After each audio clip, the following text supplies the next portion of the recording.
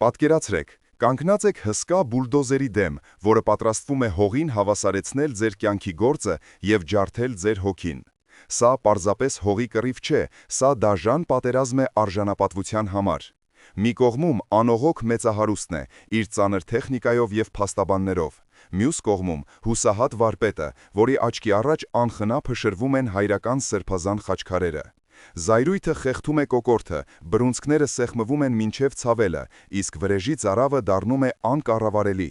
Այս պայքարում սովորական լուծումներ չկան, կամ միայն կործանում, կամ հրաշք։ Բայց ամենացնցողը դեռ առջևում է։ Դուք ականատես կլինեք մի անսպասելի շրջադարձի, որտեղ հակամարտության կանոնները գլխի վայր են շրջվում։ Մենք ցույց կտանք մի զենք, որն ավելի հատու է, քան պողպատը, և որը ունակ է զինաթափել անգամ ամենակատաղի թշնամուն։ Սա մի քայլ է, որը հակասում է մարդկային բոլոր տրամաբանություններին և խոստանում է այնպիսի ավարտ, որը կփոխի ձեր պատկերացումները ուժի մասին։ Բաց մի թողեք այս անհավանական հանգուցալուծումը։ Բաժանորդագրվեք հիմա և մեկնաբանություններում անպայման գրեք ձեր քաղաքը։ Եկեք տեսնենք, թե աշխարհի որ ծայրերից ենք միացել այս հզոր պատմությանը։ Արագածի սկորոտում ծվարած հինավուրց գյուղի առավոտյան խախագությունը պատռվեց ոչ թե եկեղեցու ծանոթ զանգերի ղողանջով, այլ ծանր տեխնիկայի զարհուրելի դղրդյունով, որը ցնցեց գետինը և ստիպեց 55 տարեկան վարպետ Գևորգին սարսափահար վեր թռչել իր անկողմուց։ Նրա կոշտացած ձեռքերը, որոնք տասնամյակներ շարունակ քնքշորեն և ակնածանքով շոյել էին սառը տուֆը, դրանից կերտելով հավատքի խորհրդանիշներ, այժմ դողում էին անհասկանալի և չարագուշակ տագնապից, որը սեղմում էր նրա սիրտը երկաթե աքցանի պես։ Առանց հափաղելու, հազիվ հասցնելով ուսերին գցել իր հնամաշ բաճկոնը, նա վազեց դեպի պատուհանը և տեսավ մի տեսարան, որը ստիպեց նրա արյունը սառչել երակներում։ Ներքևում, հենց իր արհեստանոցի դարպասների մոտ, որտեղ դարեր շարունակ հնչել էր մուրճի և հատիչի երգը, կանգնած էր հսկայական դեղին բուլդոզերը, որի երկաթե ատամնավոր շերեփը օդում ճոճվում էր ինչպես գիշատիչ թռչուրի կտուց, պատրաստ հոշոտելու իր զոհին։ Մեքենայի կողքին, թանկարժեք սև կոստյումով, անթաքույց ինքնավստահությամբ և հաղթական ժպիտը դեմքին, կանգնած էր Տիգրանը, 45 տարեկան շինարարը, ով վերջին տարիներին գյուղում գնել էր գրեթե ամեն ինչ, խանութներից մինչև մարդկանց խիչը,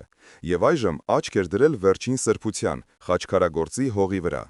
Գևորգը դուրս նետվեց բակ, կոկորդում խեղդելով ճիչը, և փոշու թանձր ամպի մեջ տեսավ այն, ինչը ստիպեց նրա աշխարհը փլուզվել մի ակնթարթում։ Բուլդոզերի շերեփը դանդաղ, բայց անխուսափելիորեն իջավ և հարվածեց դարպասի մոտ դրված կիսավարդ խաչքարին, որը սովորական քար չէր, այլ այն վերջին աշխատանքը, որը Գևորգը քանդակում էր իր հանգուցյալ հոր հիշատակին, դնելով դրա մեջ իր ողջ կարոտն ու սերը։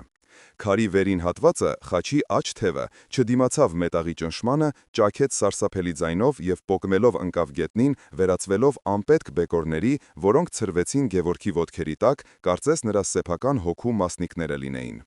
Վարպետը, մոռանալով վտանգի մասին, առաջ նետվեց դեպի մեքենան, փորձելով իր մարմնով պաշտպանել մնացած քարերը, բայց Տիգրանի երկու հաղթանդամ թիկնապահները անմիջապես փակեցին նրա ճանապարհը, կոպտորեն հրելով նրան հետ, ինչի հետևանքով Գևորգը սայթաքեց և ընկավ ծնկների վրա ուղիղ սուրբ խաչի փշուրների մեջ։ Տիգրանը, դանդաղ հանելով թանկարժեք ծխախոտը դերանից և արտաշնչելով ծուխը դեպի Գևորգի կողմը, մոտեցավ ընկած վարպետին և սառը, արհամարհական հայացքով նայեց նրան, կարծես նայում էր մի անպետք իրի, որը խանգարում է իր մեծ ծրագրերին։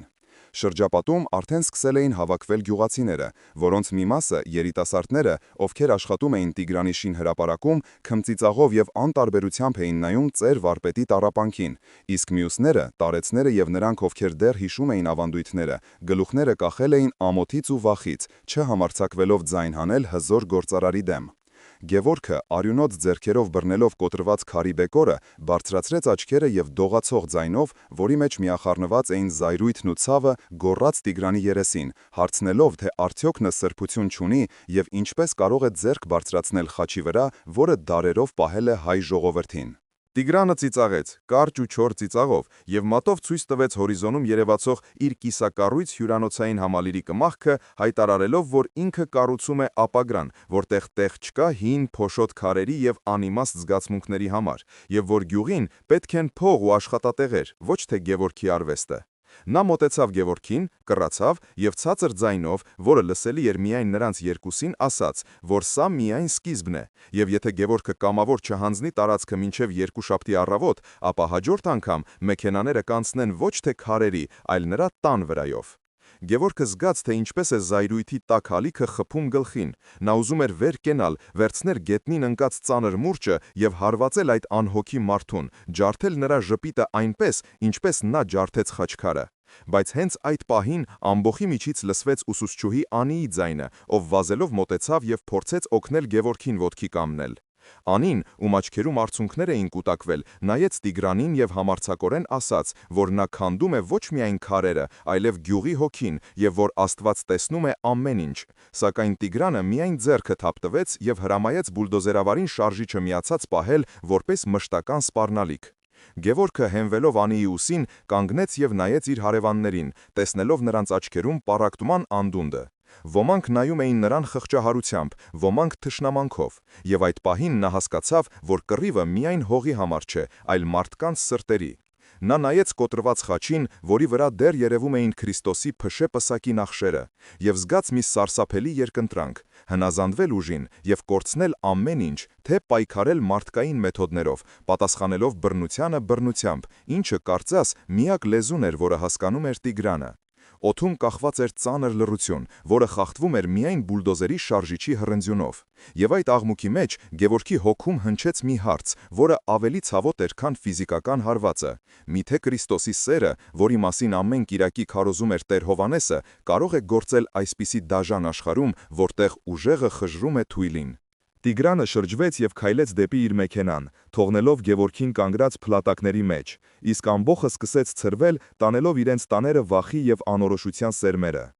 Գևորգը մնաց մենակ իր ավերված երազանքների եւ կոտրված սրբության հետ, եւ երբ նա նայեց երկնքին, ոչ թե աղոթք, այլ վրեժի ճիչ էր ուզում դուրս պրծնել նրա կրծքից, քանի որ մարդկային արդարությունը պահանջում էր հատուցում, իսկ աստվածային խորհուրդը դեռ լռում էր նրա փոթորկված սրտում։ Սիրելի եղբայրներ եւ քույրեր, ովքեր դիտում եք սա, պատկերացրեք ձեզ Գևորգի տեղում, երբ ձեր ամենաթանկը ոտնահարում են, երբ ձեր հոր հիշատակը անարգում են, կարող եք արդյոք գտնել ուժ չատելու եւ արդյոք սերը կարող է կանգնեցնել բուլդոզերը։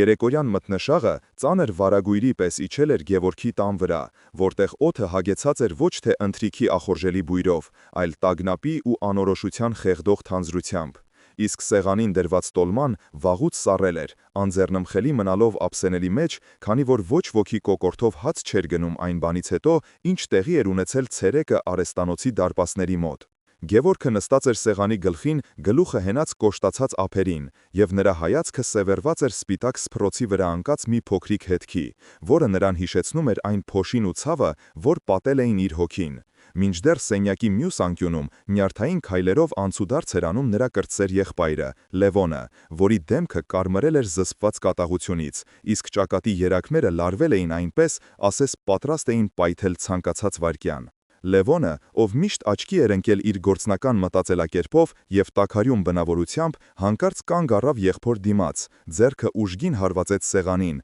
ստիպելով արծաթյա գդալներին զնգալ, եւ նրա ձայնը, որը մինչ այդ հիշեցնում էր հեռավոր որոտ, այժմ պայթեց սենյակի լռության մեջ, պահանջելով անհապաղ գործողություններ։ Նա պնդում էր, որ հարկավոր է հենց հիմա զանգահարել Երևան, իր ծանոթ փաստաբաններին, որոնք կարող են փորփրել Տիգրանի անցյալը, գտնել նրա կեղտոտ գործարքները եւ դրանք օգտագործել որպես զենք, ստիպելով նրան ետ կանգնել իրենց հողից, քանի որ, ըստ Լևոնի, գայլերի հետ պետք է խոսել գայլի լեզվով։ Այլապես նրանք կհոշոտեն ողջ հոտը։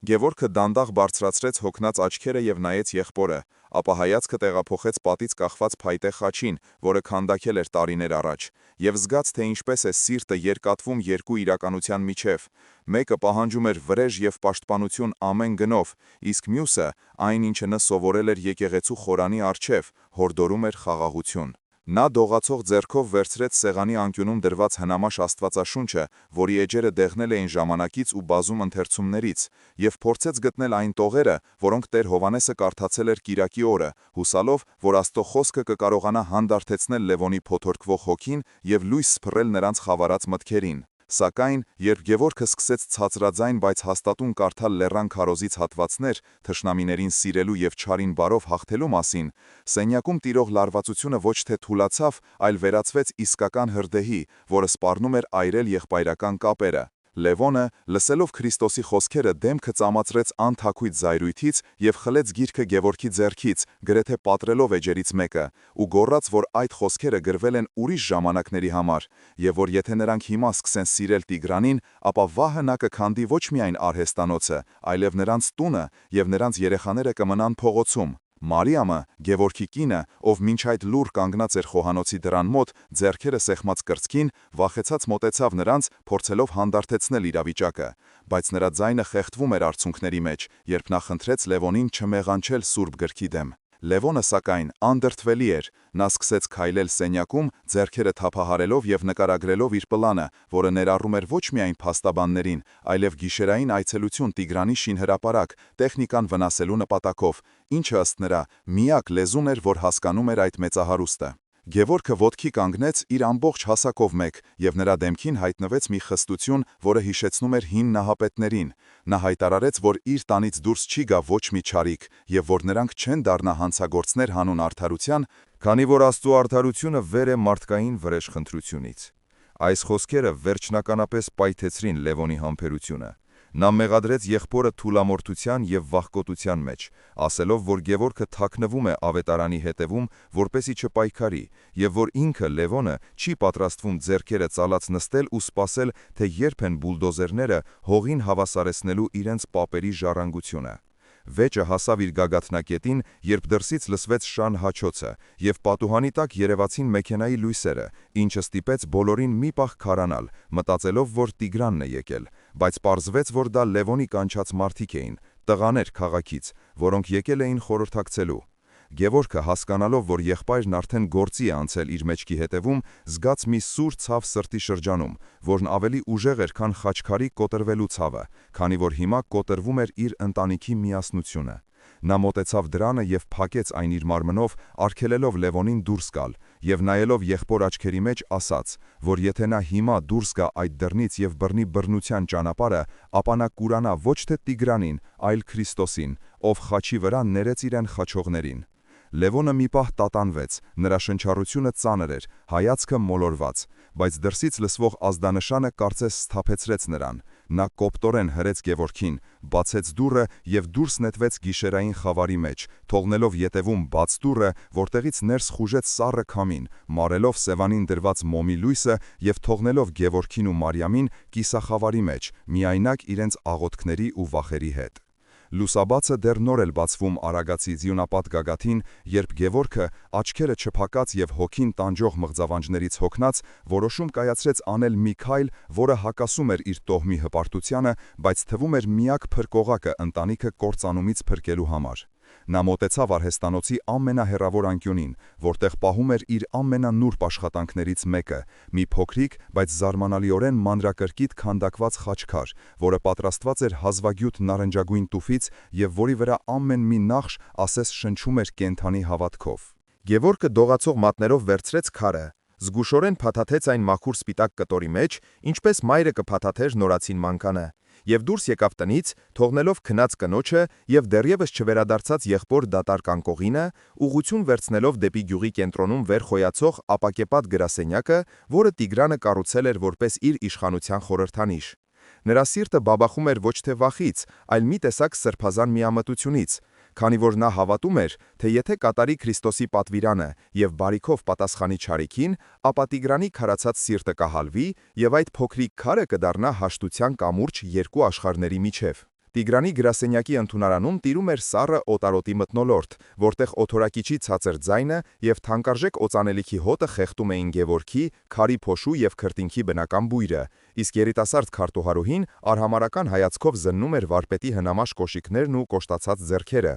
Երբ Գևորգը պնդեց, որ պետք է անպայման տեսնի տնօրենին, քարտուհարուհին քմծիծաղ տվեց, բայց ներսից լսվող Տիգրանի ձայնը, որը հրամայեց ներս թողնել այդ խենթին, բացեց ծանր կաղնե դուռը։ Գևորգը ներս մտավ գլխարկը ձեռքին եւ տեսավ Տիգրանին, որը նստած էր հսկայական սև սեղանի հետևում եւ նույնիսկ գլուխը չբարձրացրեց փաստաթղթևից, ցուցադրելով իր բացարձակ անտարբերությունը հյուրի նկատմամբ։ Վարպետը, կուլ տալով վիրավորանքի դառը գնդիկը, մոտեցավ սեղանին, դողացող ձեռքերով բացեց սպիտակ կտորը եւ դրեց նարնջագույն խաչքարը փայլուն մակերեսի վրա, ասելով ցածր, բայց հուզմունքից դողացող ձայնով, որ սա նվեր է նրա համար, եւ թող Աստված օրհնի նրա աշխատանքը, եթե այն ծառայելու է ժողովրդի բարօրությանը։ Սենյակում տիրեց ծանր լռություն, որի ընթացքում լսվում էր միայն Տիգրանի թանկարժեք ժամացույցի տկտկոցը։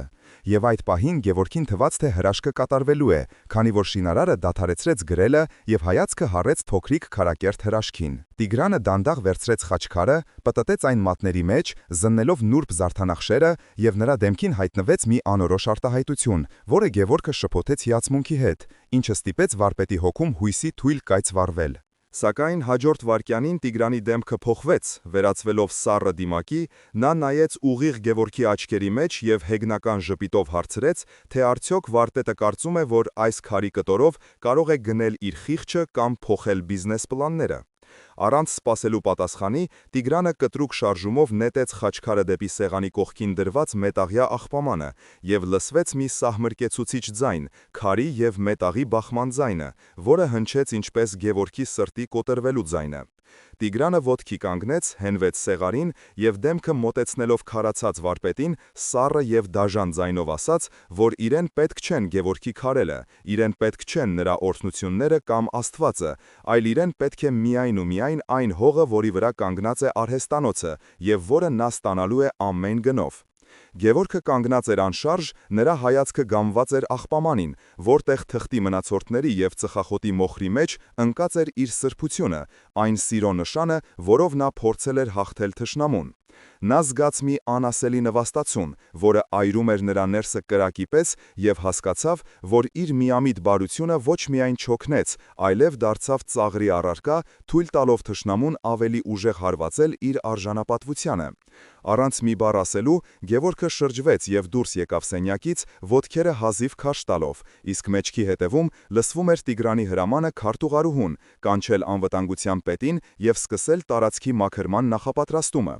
Փողոց դուրս գալով Գևորգը հանդիպեց պայծառ արևին, որը թվում էր չափազանց դաժան նրա խավարած հոգու համար, եւ նրա քայլերը մեքենայաբար տարան նրան դեպի եկեղեցի, որտեղ բակում ծառերի տակ նստած էր Տեր Հովհաննեսը, զրուցելով մի խումբ ծխականների հետ։ Տեսնելով վարպետի գունատ դեմքը եւ կորսված հայացքը, քահանան անմիջապես մոտեցավ նրան, բայց Գևորգը, չսպասելով հարցին, պորտքած ցավից ու հիասթափությունից, բղավելով, որ Քրիստոսի խորհուրդը սուտ է, որ սիրել թշնավուն նշանակում է դառնալ ոտնաշոր նրա ոտքերի տակ, եւ որ ինքը գնաց խաղաղությամբ, բայց ստացավ միայն արհամարհանք ու ցավ։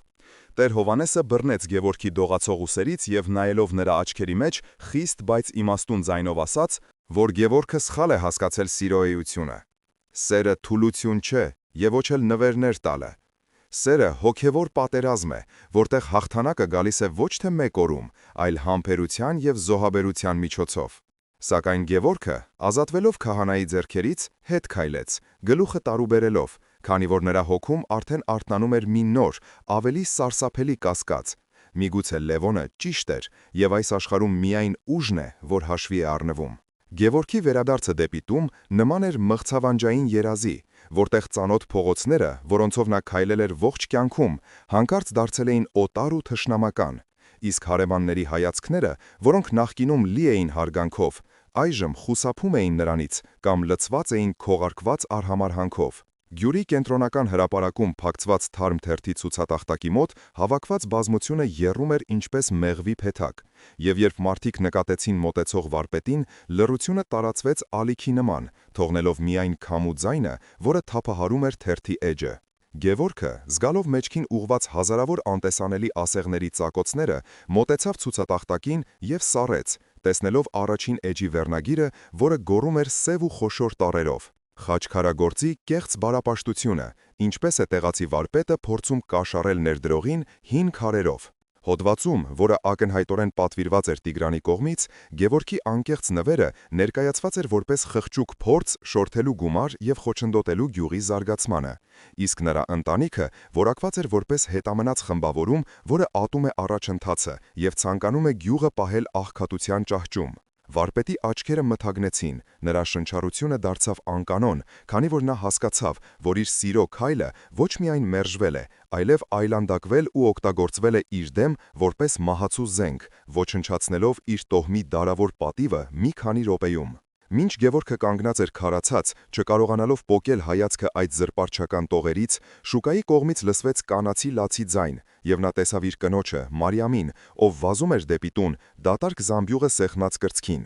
Իսկ նրա հետևից լսվում էին վաճառականների չարախնդող բացականչությունները։ Գևորգը շտապեց կնոջ հետևից եւ երբ ներս մտավ տուն, տեսավ Մարիամին խոհանոցի սեղանի մոտ նստած, դեմքը թաղած ձեռքերի մեջ, մինչդեռ նրա ուսերը ցնցվում էին անզուսպ հեկեկոցից։ Մարիամը պատմեց, որ երբ մոտեցել է հացի փուռին, որտեղից տասնյակ տարիներ հաց է գնել, վաճառողուհին իրենց վաղեմի հարևանուհի Սաթիկը ցուցադրաբար շրջել է մեջքը եւ բարձր ձայնով հայտարարել բոլորի ներկայությամբ, որ ինքը հաց չունի այն մարդկանց համար, ովքեր խաչը դարձնում են առևտրի առարկա եւ փորձում են խաբել ազնիվ գործարարներին։ Այս հասարակական պարսավանքը, այս ամոթը, որը հայկական գյուղում ավելի ծանր է, քան ֆիզիկական հարվածը, ջախջախել էր Մարիամի հոգին, եւ նա նայեց ամուսնուն արցունքոտ աչքերով, հարցնելով, թե արդյոք արժեր այդ ամենը, եւ միթե Քրիստոսը պահանջում է, որ իրենք դառնան ծաղրի առարկա ողջ աշխարհի առջև։ Գևորգը չունել պատասխան, նրա լեզուն կապվել էր, քանի որ նա ինքն էլ զգում էր, թե ինչպես է հավատքի հիմքը երերում իր ոտքերի տակ, չդիմանալով իրականության դաժան ճնշմանը։ Տան դուռը բացվեց ուժգին հարվածով, եւ ներս մտավ Լևոնը, ում ձեռքին ճմրթված թերթն էր, իսկ դեմքը այլայլված էր կատաղությունից, որը նման էր ժայթքող հրաբխի։ Նա նետեց թերթը սեղանին, Գևորգի առջև, եւ սկսեց գոռալ, որ իրենց խայտարակությունը այլևս չափ ու սահման չունի, որ Գևորգի քրիստոնեական խոնարհությունը նրանց դարձրել է ոչխարներ գայլերի երախում, եւ որ ամբողջ գյուղը հիմա ծիծաղում է նրանց միամտության վրա։ Լևոնը մոտեցավ եղբորը եւ մատը տնկեց նրա կրծքին, ասելով, որ մարդիկ հարգում են միայն ուժը, իսկ սերը թուլությունը, որը Տիգրանի նման մարդիկ օգտագործում են որպես սանդուկ բարձրանալու համար։ Նա պահանջեց, որ Գևորգը դադարեցնի լսել ծերունի քահանայի հեքիաթները եւ թույլ տա իրեն գործել տղամարդավարի, քանի որ հակառակ դեպքում նրանք կկորցնեն ոչ միայն արհեստանոցը, այլև իրենց տեղը արևի տակ։ Գևորգը նայում էր եղբորը, կնոջը, ճմրթված թերթին եւ զգում էր, որ հայտնվել է փակուղում։ Նրա ներսում բախվում էին երկու ճշմարտություն՝ ավետարանի վեհ կոչը եւ կյանքի դաժան պահանջները։ Նա հիշեց Տեր Հովանեսի խոսքերը սիրո մասին, բայց հիմա դրանք հնչում էին որպես հեռավոր արձագանք, մինչդեռ Լևոնի խոսքերը ծանր էին ու իրական, ինչպես գերանիտե քարը։ Երեկոյան, երբ տանը տիրեց ճնշող լռություն, Գևորգը դուրս եկավ բակ եւ նստեց հին թթենու տակ, նայելով աստղազարդ երկնքին, բայց նրա աղոթքը չէր ստացվում, բառերը մնում էին կոկորթում։ Նա մտածում էր, որ գուցե ինքը սխալ է հասկացել Քրիստոսին, գուցե սիրել թշնամուն նշանակում է սիրել հոգու խորքում, բայց ոչ թույլ տալ, որ նա ոթնահարի քո ընտանիքի պատիվը։ Կասկածը, ինչպես թունավոր օձ, սողոսկել էր նրա սիրտը։ Նա տեսնում էր, որ իր հնազանդությունը բերեց միայն ցավ եւ ամոթ, եւ ոչ մի դրական պտուղ չտվեց։ Արդյոք Աստված լռոմ է, թե ինքը խուլ է եւ չի լսում ճշմարիտ պատասխանը։ Հերվից լսվում էր Տիգրանի շինհրապարակի աղմուկը, որը չէր դադարում նույնիսկ գիշերը, եւ այդ ձայնը հիշեցնում էր Գևորգին, որ ժամանակը սպառվում է, եւ վաղը նա պետք է ընտրություն կատարի, կամ շարունակել խաչի ճանապարհը, որը տանում է դեպի Գողգոթա եւ հանրային նվաստացում։ Կասկածը, ինչպես թունավոր օձ, սողոսկեր էր նրա սիրտը։ Նա տեսնում էր, որ իր հնազանդությունը բերեց միայն ցավ եւ ամոթ, եւ ոչ մի դրական պտուղ չտվեց։ Արդյոք Աստված լռոմ է, թե ինքը խուլ է եւ չի լսում ճշմարիտ պատասխանը։ Հերվից լսվում էր Տիգրանի շինհրապարակի աղմուկը, որը չէր դադարում նույնիսկ գիշերը, եւ այդ ձայնը հիշեցնում էր Գևորգին, որ ժամանակը սպառվում է, եւ վաղը նա պետք է ընտրություն կատարի, կամ շարունակել խաչի ճանապարհը, որը տանում է դեպի Գողգոթա եւ հանրային նվաստացում, կամ վերցնել սուրը եւ պաշտպանել այն, ինչ մնացել է իր կյանքից։ Նա զգում էր, որ իր հոգևոր ուժերը սպառվել են, եւ մենակության զգացումը երբեք այսքան սուր ու ցավոտ չէր եղել։ Գևորգի հոգում տիրող խավարը այնքան թանձր էր, որ թվում էր ֆիզիկապես խեղդում է նրան, եւ նա, չկարողանալով այլևս դիմանալ հարազատների հայացքներին ու գյուղի ճնշող մթնոլորտին, փախավ դեպի լեռները, դեպի հինավուրց կիսավեր մի վայնք, որտեղ դարեր շարունակ ճգնավորները փնտրել էին Աստծո լռությունը։ Նա չէր գնում աղոթելու, քանի որ բարերը վաղուց սառել էին նրա շորթերին, եւ նա չէր գնում պատասխաններ գտնելու, քանի որ հարցերն այնքան շատ էին, որ խառնվել էին իրար, դառնալով անիմաստ աղմուկ։ Նա պարզապես ուզում էր կորչել, անհետանալ քարերի ու քամու մեջ, Վանքի բակում, որտեղ ժամանակը կարծես կանգ էր առել, Գևորգը նստեց մի մեծ մամռապատ քարի վրա եւ դատարկ հայացքով նայեց շրջապատին, մինչդեռ նրա միտքը պտտվում էր նույն ցավոտ կետի շուրջ. ինչու սերը չաշխատեց, ինչու Քրիստոսի խոսքը բերեց միայն ավերածություն։ Հանկարծ նրա ուշադրությունը գրավեց մի տեսարան, որը սկզբում թվաց սովորական, բայց հետո դարձավ այն կայծը, որը պայթեցրեց նրա գիտակցությունը։ Մի խումբ չարաճի երեխաներ, տեսնելով վանքի բակում թափառող կախշանը, սկսեցին քարեր նետել նրա վրա, ծիծաղելով ու հրճվելով կենդանու վախից։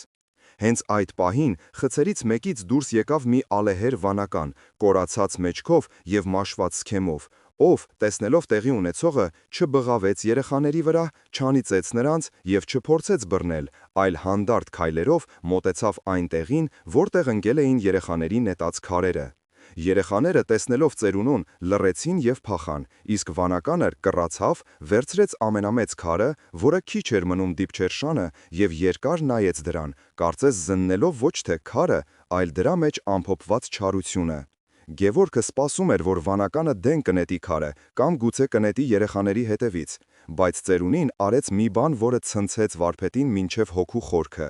Նա դանդաղ քայլեց դեպի վանքի կիսաքանդ պարիսպը, որտեղ մի մեծ ճեղքվածք կար, եւ խնամքով մեծ սիրով տեղադրեց այդ չար քարը ճեղքվածքի մեջ, ամրացնելով պատը։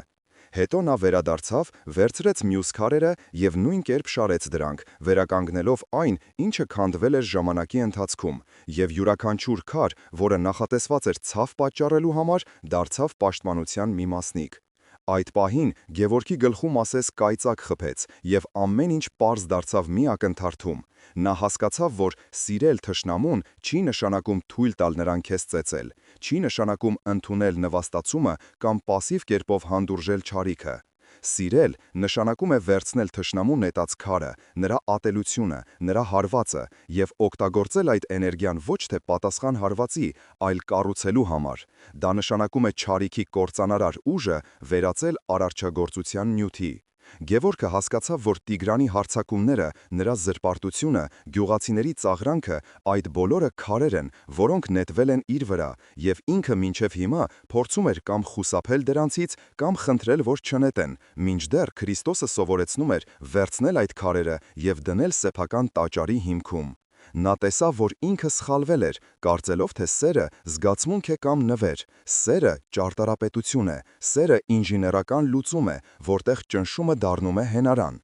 Իսկ հարվածը շարժիչ ուժ։ Վարպետը վեր թռավ տեղից, նրա աչքերը փայլում էին նոր անսասան վճռականությամբ, եւ նա վազեց դեպի վանականը, ցանկանալով համբորել նրա ձեռքը, բայց ծերունի միայն ժպտաց եւ մատը դրեց շուրթերին, հասկացնելով, որ բառեր պետք չեն։ Գևորգը շտապեց ցած իջնել լերից եւ ճանապարհին նրա ուղեղում արդեն գծվում էր նոր պլան, որը ոչ թե փախուստ էր, ոչ թե պատերազմ, այլ միանգամայն այլ բան, մի վեհաշուկ կառույց, որտեղ Տիգրանի յուրաքանչյուր հարված դառնալու էր անկյունակար։ Երբ նա հասավ գյուղ, մարդիկ զարմացած նայեցին նրան, քանի որ նրա դեմքից անհետացել էր զոհի արտահայտությունը եւ փոխարենը հայտնվել էր վարպետի հանգստությունը, ով գիտի, թե ինչպես վարվել ամենակարծր քարի հետ։ Նա մտավ արհեստանոց, որտեղ Լևոնը եւ մի քանի այլ տղամարդիկ զենք էին պատրաստում գիշերային հարձակման համար, եւ տեսնելով եղբորը, Գևորգը բարձր ձայնով հրամայեց դեն նետել երկաթե ձողերը։ Նա վերցրեց մուրճն ու հատիչը եւ մոտեցավ այն կոտրված խաչքարին, որը դարձել էր կռվախնձոր, եւ սկսեց քանդակել կոտրված մասի վրա, ոչ թե փորձելով թաքցնել ճեղքը, այլ ընդգծելով այն, դարձնելով այն նոր, ավելի հզոր հորինվածքի մաս։ Լևոնը եւ մյուսները ապշած նայում էին, թե ինչպես է Գևորգը աշխատում, փոխակերպելով ավերածությունը արվեստի, եւ դանդաղորեն նրանց մեջ եւս սկսեց արթնանալ հասկացողությունը։ Նրանք տեսան, որ Գևորգը չի հանձնվել, այլ գտել է պայքարի մի ձև, որը վեր է նրանց պատկերացրածից։ Մթնոլորտը արհեստանոցում փոխվեց, լարվածությունն ու ատելությունը տեղի տվեցին ստեղծագործական երանդին, եւ այնքան Լևոնը, ով րոպեներ առաջ պատրաստ էր արյուն հեղել, ցած դրեց երկաթե ձողը եւ մոտեցավ եղբորը, հարցնելով, թե ինչպես կարող է օգնել։ Գևորգը ժպտաց առաջին անգամ այս օրերի ընթացքում եւ ասաց, որ նրանք պետք է հավաքեն գյուղի բոլոր նետված քարերը, բոլոր վիրավորանքները, բոլոր ցավերը եւ կառուցեն մի բան, որը կստիպի անգամ Տիգրանին խոնարհվել։ Այդ գիշեր արհեստանոցի լույսերը չմարեցին եւ մուրճերի ձայնը հնչում էր ոչ թե որպես պատերազմի կոչնակ, այլ որպես հարության օրներգ, որը ազդարարում էր, որ Քրիստոսի իմաստությունը վերջապես գտել է իր մարմնավորումը հայ վարպետի ձեռքերում։ Գևորգը վանքից վերադառնալով Անմիջապես հավաքեց իր ընտանիքին հյուրասենյակում, որտեղ լարվածությունը դեռ կախված էր օդում, ինչպես ամպրոպից առաջ խթացած էլեկտրականությունը, եւ երբ նա սկսեց խոսել, նրա ձայնը հնչում էր ոչ թե որպես հուսահատ մարդու մրմունջ, այլ որպես հրամանատարի վճռական հրաման, ով գիտի հաղթանակի ճանապարհը։ Նա նայեց Լևոնին, Մարիամին եւ մյուս հարազատներին, ովքեր սպասում էին կամ կապիտուլյացիայի, կամ պատերազմի հայտարարման, եւ ասաց այնպիսի բառեր, որոնք ստիպեցին նրանց մտածել, թե վարպետը վերջնականապես կորցրել է բանականությունը։ Նա հայտարարեց, որ նրանք չեն կռվելու Տիգրանի դեմ դատարաններում եւ չեն պատասխանելու բռնությանը բռնությամբ, այլ փոխարենը հենց վաղվանից սկսելու են վերականգնել արեստանոցի կողքին գտնվող հին կիսավեր մատուռը, որը վաղուց վերածվել էր աղբանոցի։ Գևորգը բացատրեց, որ Տիգրանն ուզում է այդ հողը իր հյուրանոցի համար, բայց եթե նրանք այդ վայրը դարձնեն սրբավայր, որտեղ ամեն օր մարդիկ կգան աղոթելու, ապա ոչ մի բուլդոզեր չի կարողանա մոտենալ դրան, քանի որ դա կլինի ոչ թե պայքար հողի համար, այլ պայքար հոգու համար, եւ նրանք կստիպեն Տիգրանին կանգնել ոչ թե իրենց, այլ Աստծո դեմ։ Նա ասաց, որ նրանք դա անելու են անվճար, առանց փող խնդրելու, միայն իրենց ձեռքերով եւ հավատքով, եւ դա կլինի նրանց պատասխանը բոլոր զրպարտություններին ու քարերին։ Սենյակում տիրեց քար լռություն, որը խախտվեց Լևոնի հիստերիկ ծիծաղով։ Եղբայրը վեր թռավ տեղից, սկսեց պտտվել սենյակում, ձեռքերը թափահարելով եւ գոռաց, որ Գևորգը խելագարվել է, որ նա ապրում է ամպերի մեջ եւ չի հասկանում, որ Տիգրանը ծիծաղելու է նրանց վրա եւ ուղարկելու է իր տրակտորները հողին հավասարեցնելու այդ սրբավայրը։ Լևոնը պնդում էր, որ սա ինքնասպանություն է, որ նրանք միայն ժամանակ են կորցնում եւ ծաղրի առարկա են դառնում ամբողջ գյուղի համար, եւ որ ինքը չի մասնակցի այդ խեղկատակությանը։ Նա մոտեցավ դռանը, պատրաստվելով հեռանալ եւ թողնել եղբորը իր ցնորքների հետ, բայց հանկարծ լսվեց Մարիամի ձայնը, որը հնչեց անսպասելիորեն հաստատուն եւ հանգիստ։ Կինը, ով մինչ այդ լուր լաց էր լինում, բարձրացրեց գլուխը, նայեց ամուսնու աչքերին, որոնցում բարվում էր վաղուց մոռացված կրակը, եւ ասաց. որ ինքը հավատում է Գևորգին, որովհետև առաջին անգամ տեսնում է ոչ թե վախ, այլ իրական ուժ, եւ որ եթե նրանք պետք է կորցնեն ամեն ինչ, ապա ավելի լավ է կորցնելով, քան քանդելով։ Մարիամը մոտեցավ ամուսնուն, բռնեց նրա ձեռքը եւ ասաց. Ես քեզ հետ եմ, Գևորգ, մենք կմաքրենք մատուռը։ Այս անսպասելի աջակցությունը ցնցեց Լևոնին։ Նա կանգ առավ դրան մոտ, չկարողանալով հավատալ իր լսածին, բայց տեսնելով եղբոր եւ հարսի միասնությունը, նրա մեջ ինչ-որ բան կոտրվեց։ Նա հասկացավ, որ մնացել է մենակ իր զայրույթի հետ, մինչդեռ նրանք գտել են մի բան, որն ավելի բարձր է, քան տրամաբանությունը։ Գևորգը չփորձեց համոզել եղբորը, նա միայն ասաց, որ դուռը միշտ բաց է նրա համար եւ որ յուրաքանչյուր քար, որը նրանք կդնեն մատուռի պատին, կլինի աղոթք նաեւ Լևոնի համար։ Այդ երեկո լուրը տարածվեց գյուղում կայծակի արագությամբ։ Մարդիկ խոսում էին, որ խելագար խաչքարագործը որոշել է մարտահրավեր նետել օլիգարխին ոչ թե զենքով, այլ մատուռով։ Շատերը ծիծաղում էին, անվանելով դա հուսահատ քայլ, ոմանք խղճում էին, բայց կային նաև այնպիսիները, ում սրտում արթնացավ հետաքրքրասիրությունը եւ մի տեսակ թաքուն հարգանք, տեսնելով մարդու, ով պատրաստ է գնալ մինչև վերջ հանուն իր հավատքի։ Հաջորդ առավոտ, երբ Գևորգն ու Մարիամը, զինված բահերով ու ավելներով, մոտեցան լքված մատուրին, նրանք տեսան, որ մենակ չեն, այնտեղ էր նաև Անին, երիտասարդ ուսուցչուհին, իր մի քանի աշակերտների հետ, ովքեր եկել էին օգնելու, չնայած ծնողների արգելքներին։ Անին ասաց, որ երեխաները չեն ուզում քարեր նետել, նրանք ուզում են կառուցել, եւ որ սա լավագույն դասն է, որ նա կարող է տալ նրանց։ Ավելի ուշ մոտեցավ նաև Տեր Հովանեսը, իր հին փիլոնով եւ սկսեց օրհնել սկիզբը, ինչը գրավեց անցորդների ուշադրությունը։ Աշխատանքը սկսվեց, եւ թեև սկզբում դա թվում էր անհնարին մաքրել տասնամյակների աղբը, բայց յուրաքանչյուր մաքրված քարի հետ օդում տարածվում էր մի նոր թարմ շունչ, որը սկսում էր փոխել մթնոլորտը։ Նույնիսկ Տիգրանի անվտանգության աշխատակիցները, որոնք կանգնած էին հեռվում եւ հետևում էին, չէին հարձակվում մոտենալ, քանի որ դժվար է հարձակվել մարդկանց վրա, ովքեր աղոթում են ու աշխատում։ Գևորգը զգաց, որ իր որոշումը ճիշտ էր։ Նա չէր պայքարում Տիգրանի դեմ, նա պայքարում էր հանուն Աստծո, եւ այդ պայքարում նա արդեն հաղթող էր, քանի որ գտել էր իր խաղաղությունը։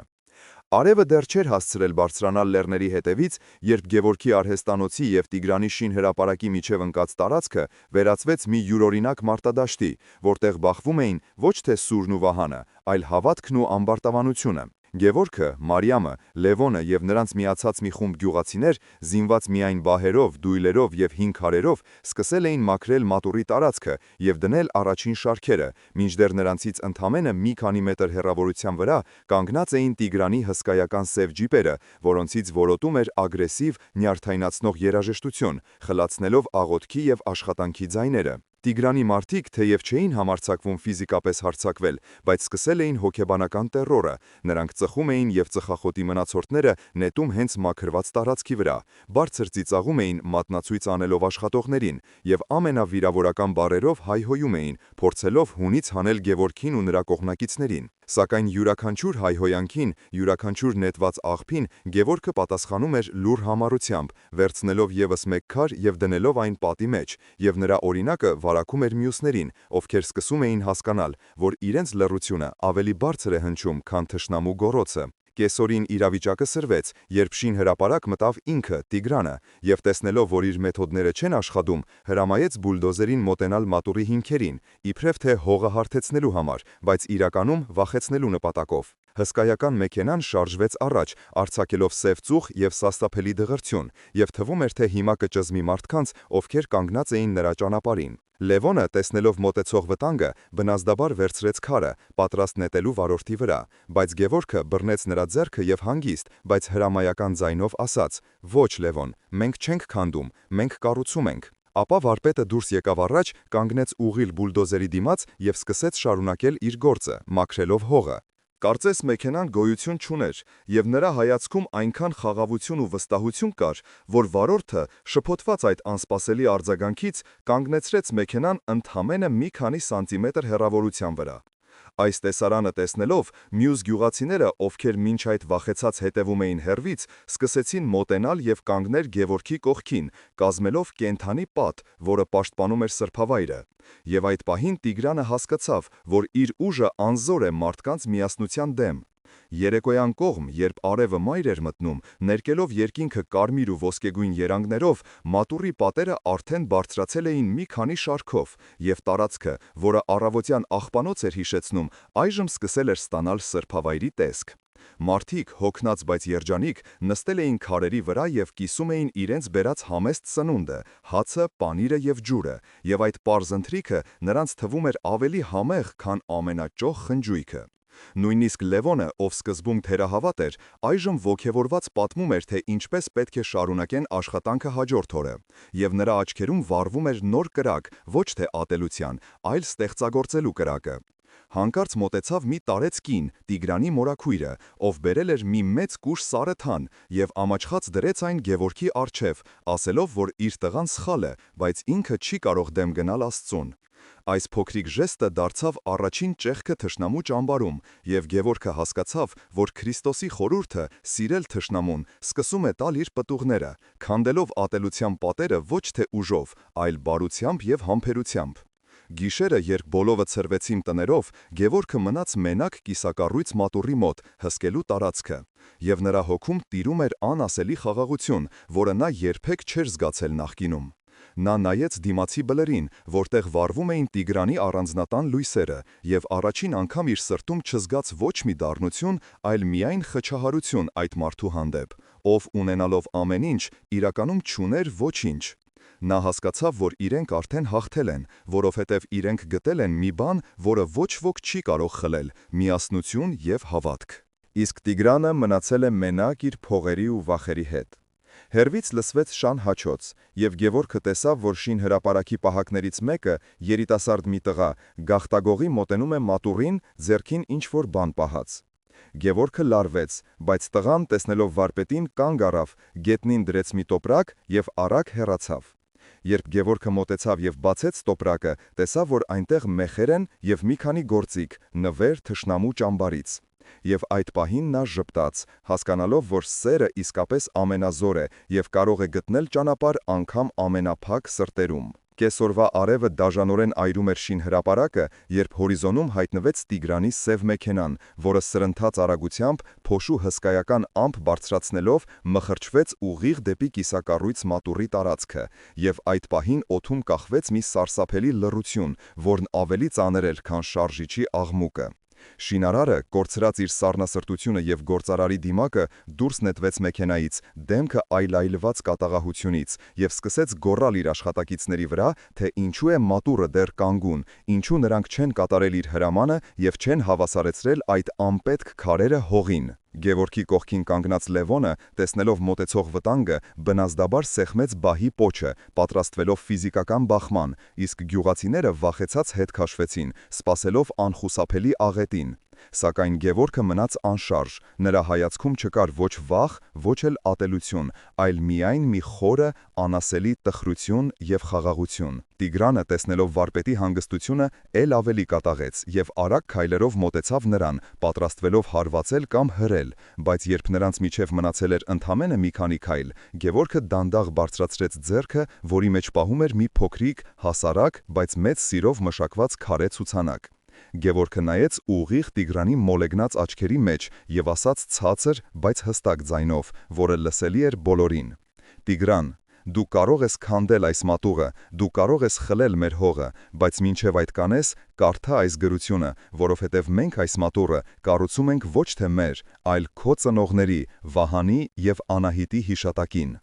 Նա մեկնեց քարը Տիգրանին, որի վրա գեղեցիկ տառերով փորագրված էին շինարարի հանգուցյալ ծնողների անունները եւ մի կարճ աղոթք նրանց հոգիների խաղաղության համար։ Տիգրանը, լսելով իր ծնողների անունները, որոնց մասին նա վաղուց չէր լսել այս գյուղում բարի խոսք, քարացավ տեղում։ Նրա բարձրացրած ձեռքը դանդաղ իջավ, իսկ դեմքի մկանները սկսեցին ջղաձգվել, մատնելով ներսում կատարվող փոթորիկը։ Նա վերցրեց քարը դողացող մատներով, մատը քսեց փորագրված տառերին, եւ այդ պահին նրա ամբարտամանության պատը, որը նա կառուցել էր տարիների ընթացքում փողով ու իշխանությամբ, փուլ եկավ մի ակնթարթում, թողնելով նրան մերկ ու անպաշտպան իր խղճի առջև։ Տիգրանը չդարձավ սուրբ, նա չընկավ ծնկի, բայց նրա աչքերում հայտնվեցին արցունքներ, որոնք նա փորձեց թաքցնել, կտրուկ շրջվելով եւ առանց մի բառ ասելու, առանց որևէ հրաման տալու, նա քայլեց դեպի մեքենան, նստեց եւ դանդաղ հեռացավ, թողնելով շինհրապարակը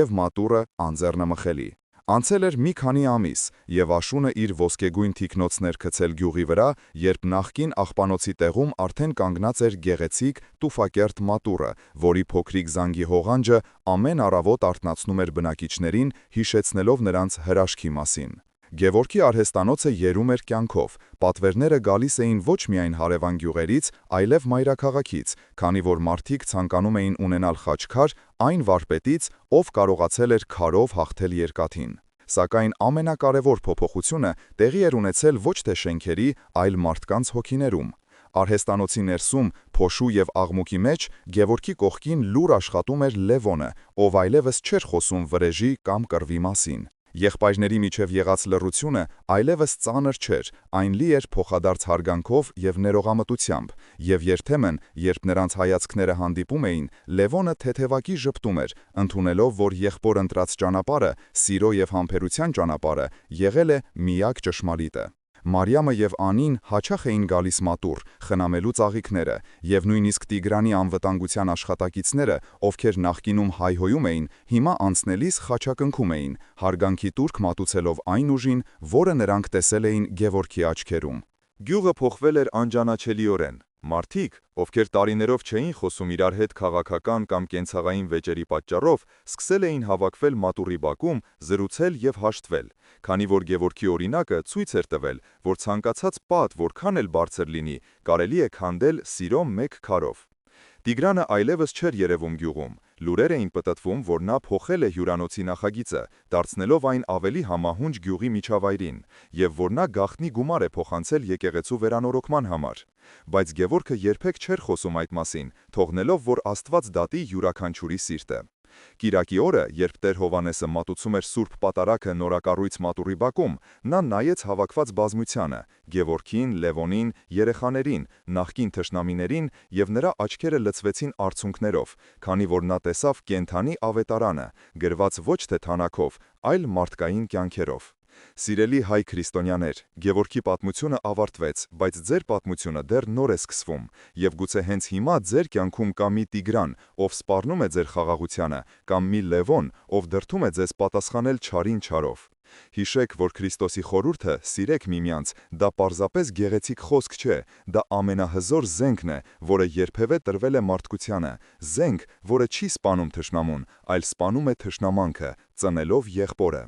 Երբ դուք որոշեք վերցնել վիրավորանքի քարը եւ դնել այն ձեր հոգու տաճարի հիմքում, փոխարենը հետ նետելու, դուք կտեսնեք, թե ինչպես է Աստված գործում հրաշքներ ձեր կյանքում, ինչպես նա գործեց Գևորգի համար։ Մենք խնդրում ենք ձեզ, մեկնաբանություններում կիսվեք մեզ հետ, եղել է արդյոք ձեր կյանքում պահ, երբ ներելը փոխել է ամեն ինչ, եւ ինչպես եք դուք պատրաստվում կառուցել ձեր մատուռը այսօրվա փոթորկոտ աշխարհում։ Թող Քրիստոսի սերը եւ խաղաղությունը լինեն ձեր բոլորի հետ, եւ թող յուրաքանչյուր հայ օջախ լինի ամուր ու միասնական, ինչպես մեր սուրբ լեռները։